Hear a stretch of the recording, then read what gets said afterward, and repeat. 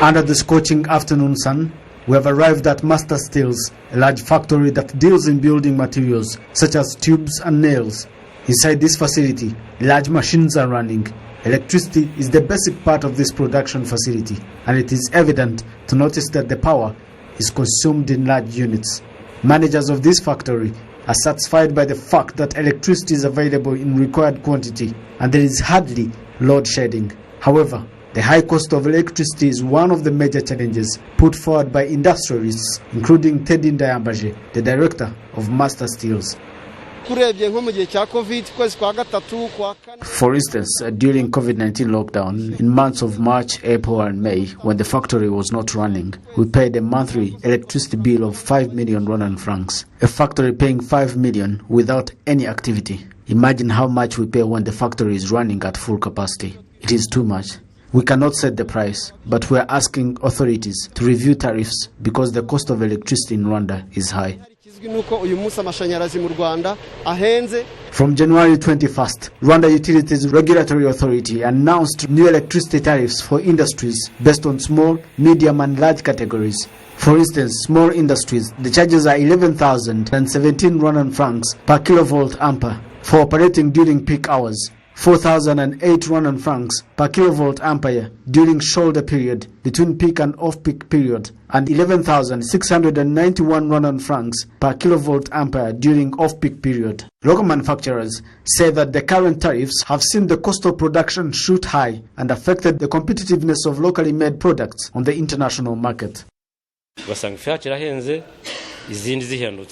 That makes our products more expensive compared to others, and that limits our sales and slows down the capacity of production, forcing us to produce at 40% capacity when we should be operating at 80% capacity to meet the cost of investment.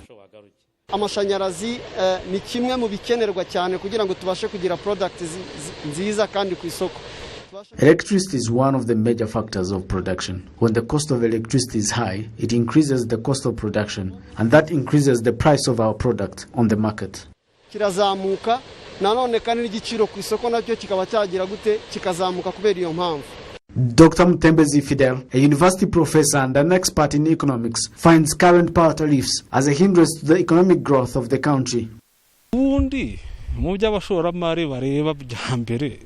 Energy sector is one of the factors investors consider before investing in the country. Making electricity available and affordable is very essential. High power tariffs is a hindrance to investment. To increase investment, special interventions should be taken.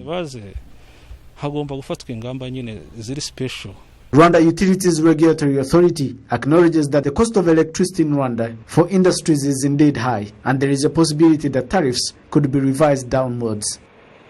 Several factors leading to the changes in electricity tariffs. They include the need to meet the required operational and investment expenditures for the energy utility. Those are two major factors. We all want to see the cost decrease, but that will be reviewed over time depending on the reduction in the operational and investment expenditures. But those are tariffs we find realistic right now.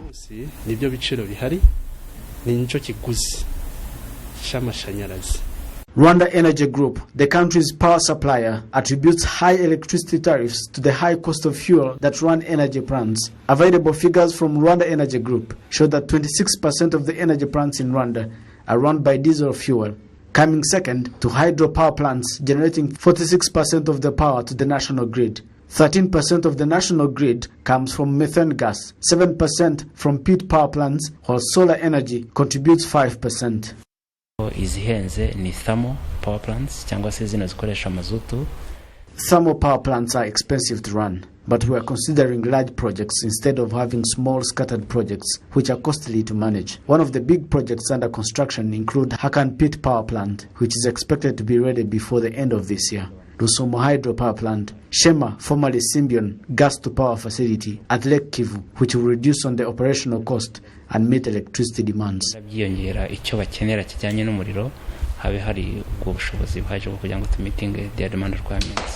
Residential customers comprise 99.7% of electricity client base in Rwanda, despite consuming just 40% of the national grid, while non-residential customers, who form 0.3% of electricity consumer base, take the majority 60% of the national grid. Reporting for RwandaTV News, Athan Tashobya.